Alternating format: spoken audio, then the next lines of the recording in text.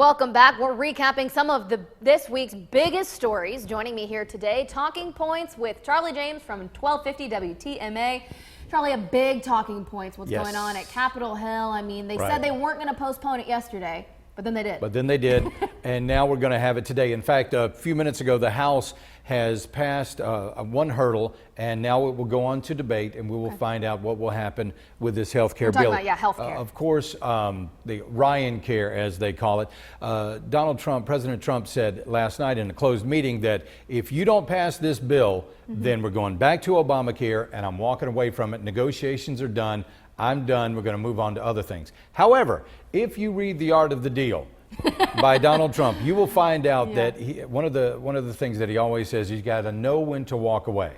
I think this is a negotiating contract with Donald Trump where he's not through negotiating, but he's threatening to walk away from this deal so that these folks in Congress will have to go back to their constituents and tell the folks that, listen, we voted on repealing Obamacare, ran on repealing Obamacare for the past 7 years. Why haven't you done it? So kind of a little veiled political threat, if you will. Know when to hold them. Know when to hold them. Know when to fold them. That's right, exactly right. So we'll find out what happens today. Of course, that vote is going to be going on. And listen, it's going to be a circus all day.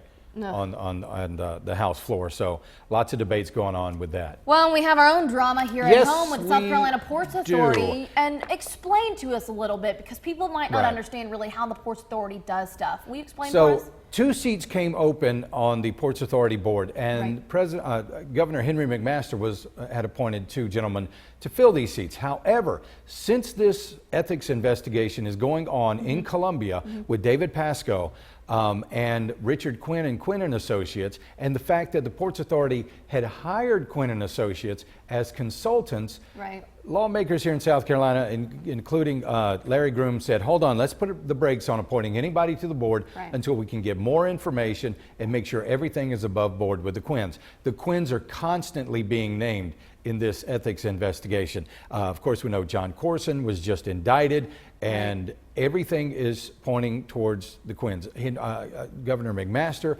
in fact, he was fingers were pointed at him because of some dealings while he was running for South Carolina GOP chairman. However, when the Quinns, let me just say this, the Quinns have not been accused of doing anything illegal so far. But when SLED shows up at your offices and takes out box after box, armfuls of documents, you know, something's got to be going on there. I think this, and I've said it before, this investigation by David Pasco is really going to have some pretty, it's a wide net that he's casting. And people are actually now asking for Pasco to be removed as the special prosecutor because they think he's partisan. So, all right, very quick, we got to go to some good news. We can't end on that bad news. Basketball, South Carolina basketball. Well, there is more controversy than both Gamecocks teams being in the Sweet 16. USC, we had some people emailing me this morning saying, hey, USC, that's the University of Southern California. Not in this state. No. Let me tell you something. South Carolina was a college before California was a state. We are the real USC. Do not get that wrong, transplants here to the South. Do not get it wrong. Yeah, USC, both men's and Christine's clapping over here, Gamecock, and we are proud of both our men's and women's teams. Thank you, Charlie. We appreciate it always.